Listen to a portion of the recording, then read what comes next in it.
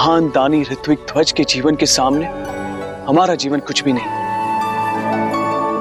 आप हमें केवल पता बताएं। सच में सम्राट, आप एक महान त्यागी हैं, इसीलिए आपके गुणों ने आपका मार्ग पहले से ही तय कर रखा है।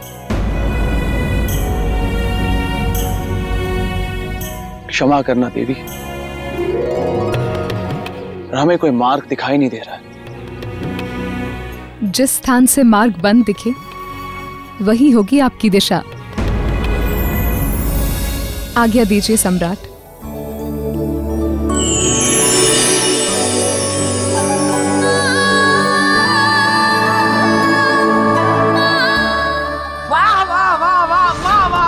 मजा आ गया, आनंद आ गया, मन प्रसन्न हो गया। मतलब जब से समूची सृष्टि का निर्माण हुआ तब से लेकर अब तक मेरे मित्र विक्रमादित्य जैसा राजा कोई दूसरा नहीं हुआ। वाह वाह वाह, धन्य है भारतवर्ष, धन्य है उज्जैनी नगरी और धन्य हूँ मैं जिसे विक्रमादित्य जैसा मित्र मिला। क्या कहते हैं राजा भोज? सच कहा आपने बेटा। सम्राट विक्रमादित्य जैसा राजा ना कभी था और ना होगा। देवी, अगर आप अनुमति दे दें तो मैं राजन से कुछ शब्द कहना चाहता हूँ।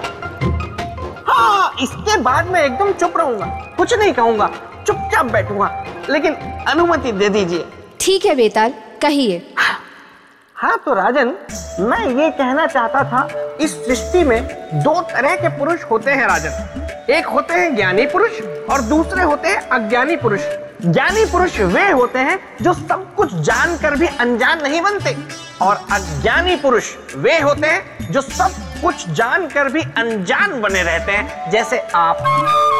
क्योंकि आप जानते हैं कि मेरे मित्र जैसा राजा ना तो कोई हुआ है और ना होगा, लेकिन उसके बाद भी आप उसके सिंहासन के पीछे हट किए हुए हैं और देवियों को भी कष्ट दे रहे हैं, है ना देवी?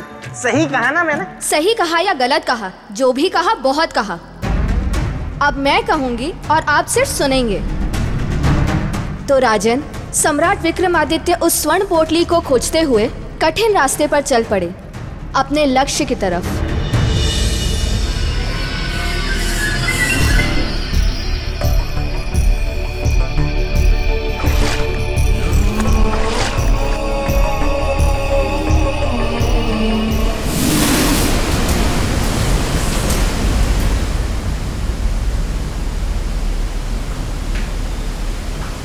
कहाँ जाए हम?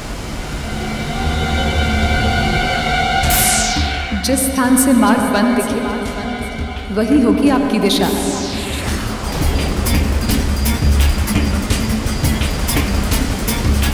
किंतु उस देवी के अनुसार जहां मार्ग दिखना बंद हो जाए वही हमारी दिशा है।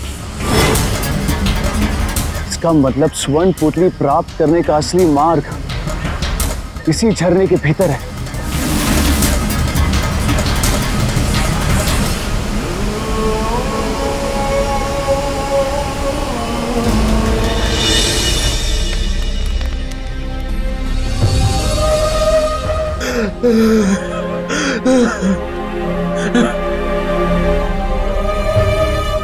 इसका जीवन समाप्त होने में केवल कुछ ही पल शेष हैं। नहीं बचा पाएंगे सम्राट विक्रमादित्य इसका जीवन। आपने सही कहा, अब तो स्वर्ण पोटली लाना असंभव है। उधर आकाश में सूर्य की आखिरी किरण डूबेगी तो इधर इसके जीवन की आखिरी किरण अस्त होगी।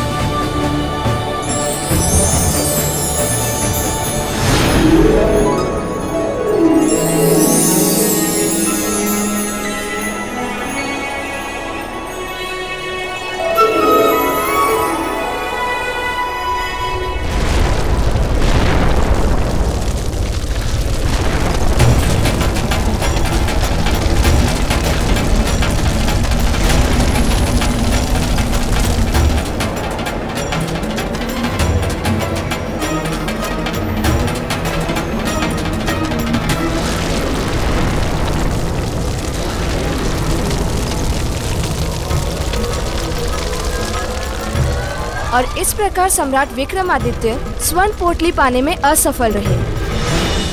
राजन, क्या आप बता सकते हैं कि सम्राट विक्रमादित्य से क्या चूक हुई? क्षमा देवी क्षमा, लेकिन मैं ये बात नहीं मानूंगा, क्योंकि मेरा मित्र विक्रम त्याग का दूसरा नाम था। हाँ,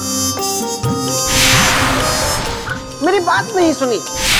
बेताल, हम वही कह रहे हैं जो हुआ, और वो सच में आश्चर्यचकित कर देने वाली बात थी। राजन, बताइए, इस पूरी परीक्षा में सम्राट विक्रमादित्य से कहाँ चूक हुई?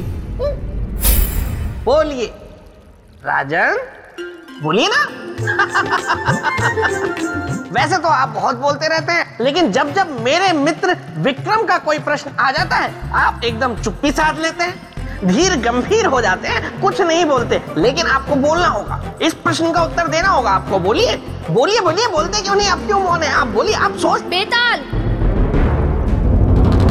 क्षमा देवी क्षमा, मैं मुझे कुछ कीजिएगा मत। मैं चुप रहूंगा, मैं कुछ नहीं बोलूंगा। मैं यहाँ से चला नहीं जाऊंगा, मैं यहीं रहूंगा। पास में जाकर मैं बैठ जाऊंगा और आपको देखूंगा।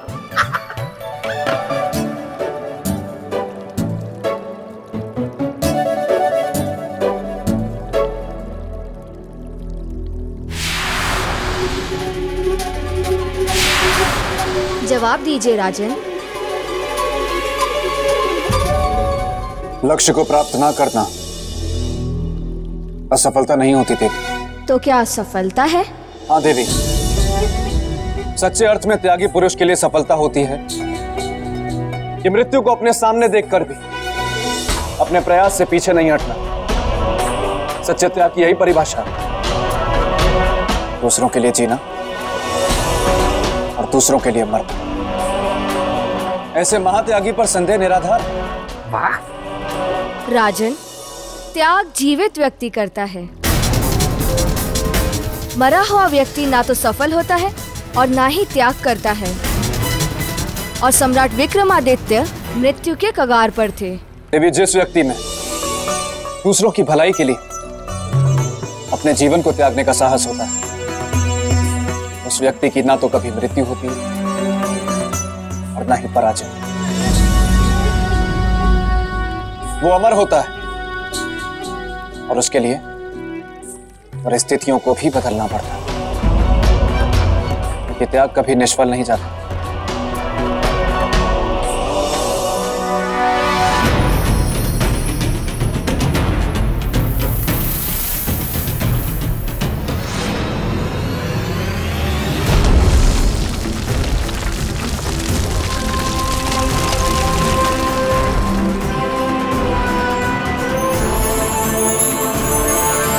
अब हमारा संकल्प पूरा हुआ।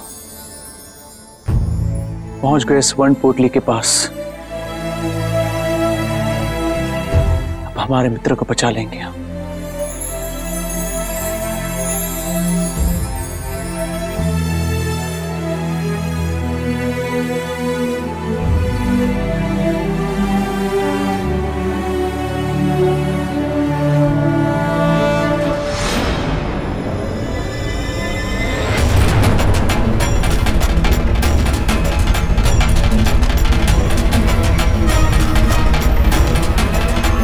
सम्राट विक्रमादित्य।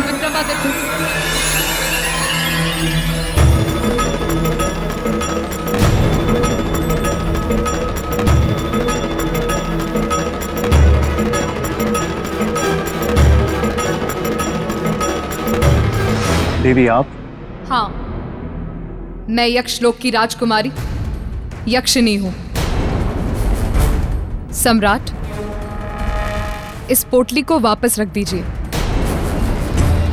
क्योंकि ये स्वर्ण पोटली इस स्वर्ण लोक का आधार है, और आधार के हटने का अर्थ है स्वर्ण लोक का अंत।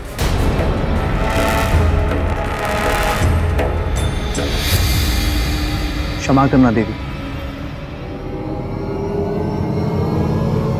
परंतु ये स्वर्ण पोटली हम आपको वापस नहीं कर सकते, क्योंकि ये किसी के जीवन का आधार है, और इसे वापस करने का अर्थ है उसके जीवन का अंत। किसके? हमारे मित्र मित्र?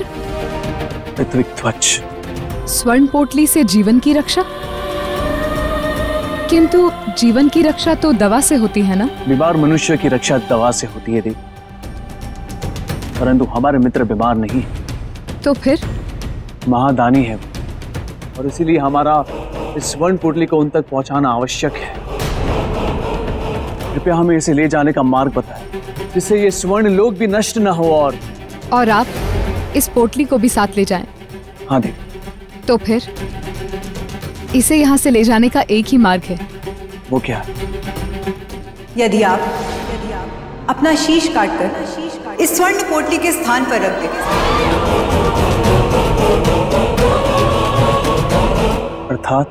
अर्थात जिस प्रकार शरीर के लिए शीश महत्वपूर्ण होता है, उसी प्रकार इस स्वर्ण लोक के लिए यह स्वर्ण पोटली महत्वपूर्ण। यदि आप ऐसा कर पाएं तो स्वर्ण पोटली आप।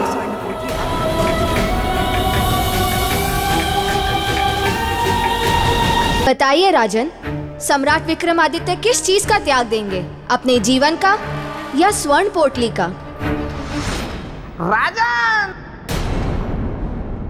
प्रश्न बहुत उलझा हुआ है और आप बहुत सुलझे हुए मनुष्य हैं। इसीलिए कहता हूँ, क्यों उलझ रहे हैं इस प्रश्न उत्तर की पहेली में?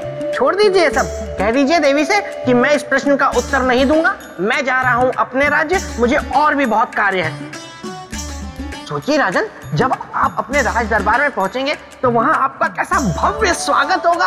आप पर पुष्प वर्षा होगी, आपकी आरती उतारी जाएगी राजन, आरती। और फिर विरह गीत भी गाए जाएंगे, मंगल गीत गाए जाएंगे। राजा भोज पधारो राजा भोज, अखियां तरस गई दर्शन को।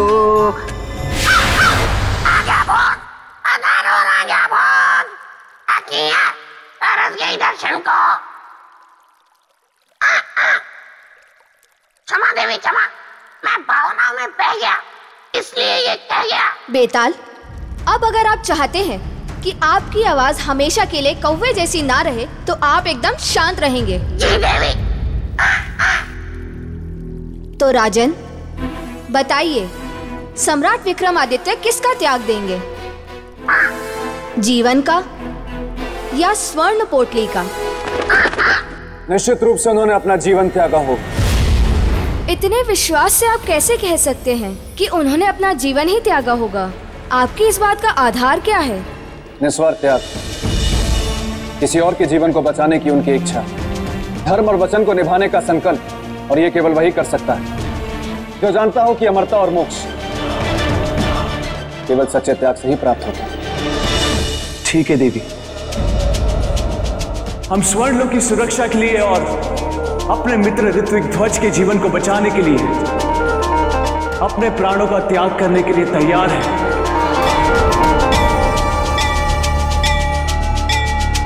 किंतु इसके बदले में आपको मेरा एक काम करना होगा देवी।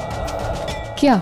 हमारी मृत्यु के बाद आपको ये स्वर्ण पोटली हमारे मित्र ऋत्विक ध्वज को जाकर देनी होगी।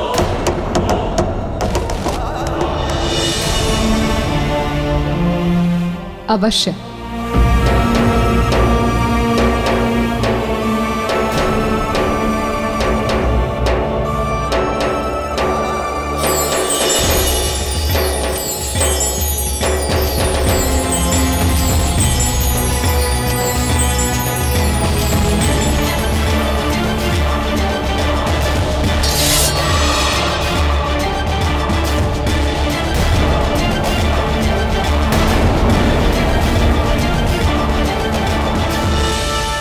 हे परमपिता, अब साक्षी हमारे इस प्राणों के त्याग की।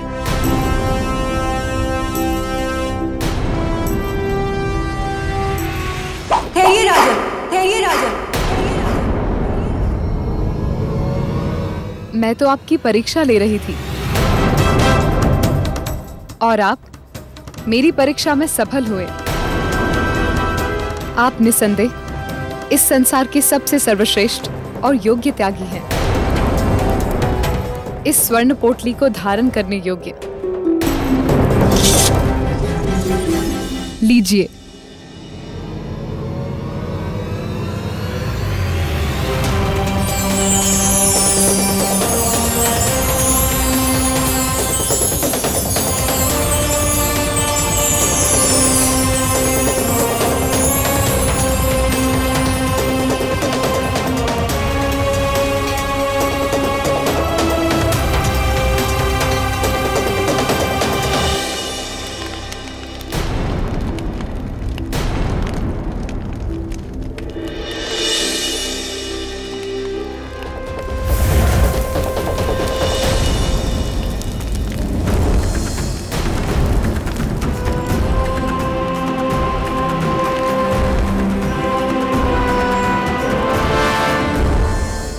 आंखें खोलो मित्र।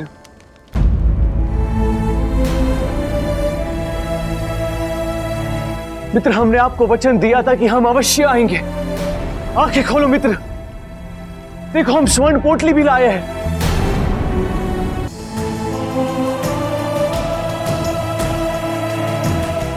देखिए मित्र, उठिए, आंखें खोलिए मित्र।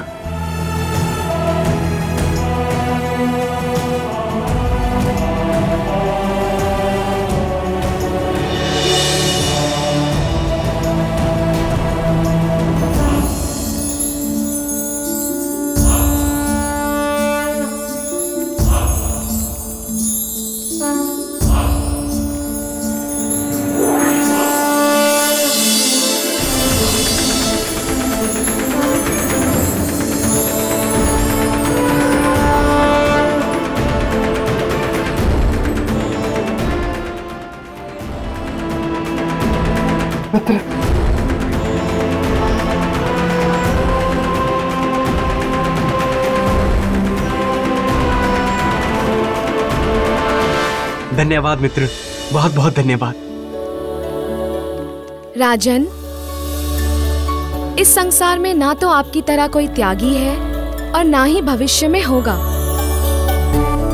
जिस तरह देवों में देवेंद्र श्रेष्ठ हैं, उसी तरह नरों में आप नरेंद्र होंगे, अर्थात मनुष्य में इंद्र।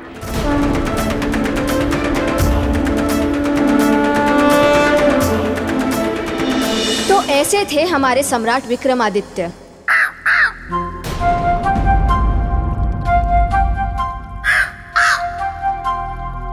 देवी, यदि आप उचित समझें तो बेताल को अपनी आवाज वापस कर दें। ये सही कह रहे हैं।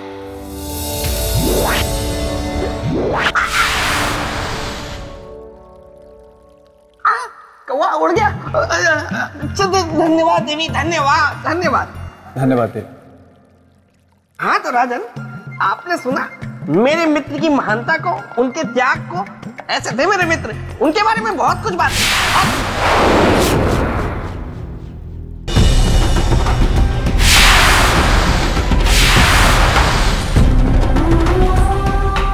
इसलिए इस सिंहासन को धारण करने के लिए सम्राट विक्रमादित्य के समान त्याग का होना आवश्यक है। अब स्वयं को परखिए और बताइए, क्या आप में उनके समान त्याग का गुण है? देवी, स्वयं अपने गुणों का बखान तो मूर्ख करते हैं, बुद्धिमान नहीं। बुद्धिमान अपने गुणों को सिद्ध करते हैं अपने कर्मों से, अपनी बातों से नहीं।